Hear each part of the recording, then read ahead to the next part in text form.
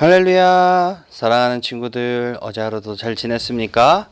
자, 오늘 1월 19일 화요일 청매 큐티 시작하도록 하겠습니다. 자, 오늘 제목을 볼까요? 오늘 제목, 큰 믿음과 큰 사랑. 예수님이 왜 백부장의 믿음을 크게 칭찬하셨을까요? 칭찬하셨대요. 또 나인성 과부는 왜 울다가 웃었을까요? 자, 오늘 이 본문 누가복음 7장 1절에서 17절의 말씀을 가지고 오늘 큐티 시작하도록 하겠습니다. 말씀을 한번 읽어보도록 하겠습니다. 예수님을 놀라게 한 로마군 지휘관. 예수님께서 이 모든 말씀을 백성들에게 하신 후 가버나움으로 가셨어요. 자, 가버나움이라는 동네로 이동을 하셨네요.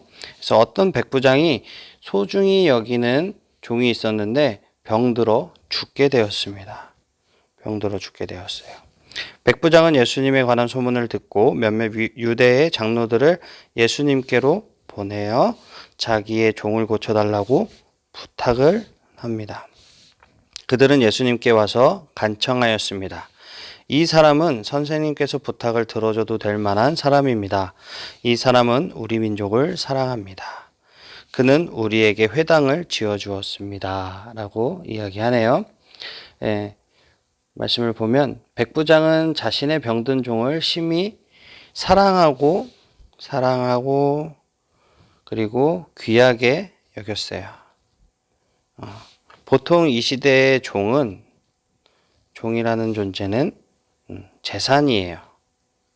있다가 없을 수도 있고 죽여버려도 크게 문제가 되지 않는 그런 종입니다.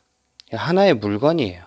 근데 이 백부장은 이 병든 종을 예수님께서 고쳐달라고 간구하는 의로운 사람이에요. 의로운 사람이었습니다. 평소 그의 경건한 삶과 믿음이 예수님을 만났을 때 그대로 드러나게 되는 거죠. 우리 말씀을 조금 더 이어서 보도록 하겠습니다. 예수님께서 그들과 함께 가셨습니다. 예수님이 가셨네요. 예수님이 그들과 함께 가셨습니다. 예수님께서 백부장의 집 가까이 이르렀을 때 백부장이 친구들을 보내어 예수님께 말하였습니다. 주님, 수고하실 필요가 없습니다. 저는 선생님을 집에 모실 만한 자격이 없습니다. 자격이 없습니다. 그래서 제가 주님께 나아올 자격도 없다고 생각했습니다. 말씀만 하십시오. 그러면 제 종이 나을 것입니다.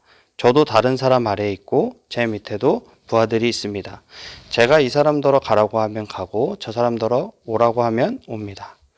또 제 종에게 이것을 하라 하면 그대로 합니다. 예수님께서 이 말을 들으시고 놀라시며 따라오던 사람들에게 말씀하셨습니다. 내가 너희에게 말한다. 이스라엘에서도 이처럼 큰 믿음을 본 적이 없다. 백부장이 보냈던 사람들이 집으로 돌아가 보니 그 종이 나아 있었습니다.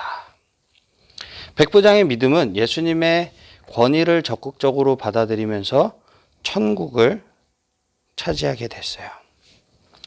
이에 반해 이스라엘은 하나님 나라를 약속받고도 불신앙으로 이 나라를 빼앗기고 말았죠. 오늘 내 믿음을 엄중하게 점검해 보시기를 바랍니다. 성경을 많이 배우지 못했지만 예수님의 능력을 절대적으로 의지한 백부장의 믿음을 배우시는 여러분들이 되시기를 주님의 이름으로 축복합니다. 아멘. 이번에는 내용이 조금 바뀝니다. 과부의 아들을 살리신 예수님.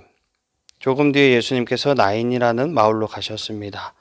여기서는 이제 가버나움에서 나인이라는 마을로 가셨네요.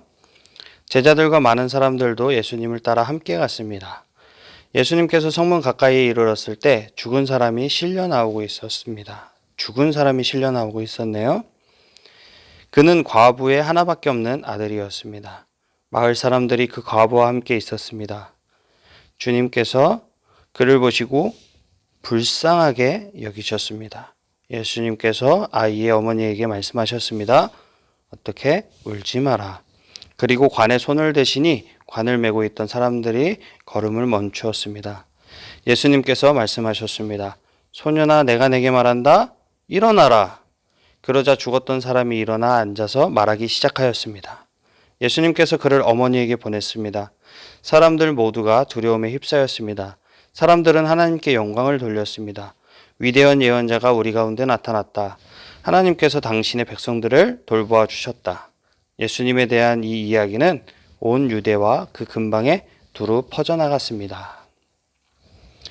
하나님은 예전에도 몇몇 선지자들, 그러니까 엘리야와 엘리사를 사용하셔서 죽은 자들을 이제 소생시키셨어요. 살리셨죠. 하지만 그것은 희귀한 기적이었어요. 그 당시에도. 예수님은 생명을 주시는 분이에요. 그죠? 여기 지우고, 예수님은 생명을 주시는 분입니다. 죽어서 누워있던 청년을 말씀으로 살리셔서 그 어머니에게 주셨죠. 인간을 절망의 늪에 빠뜨린 죽음조차도 예수님의 권세 있는 말씀 앞에 무릎을 꿇는 거예요.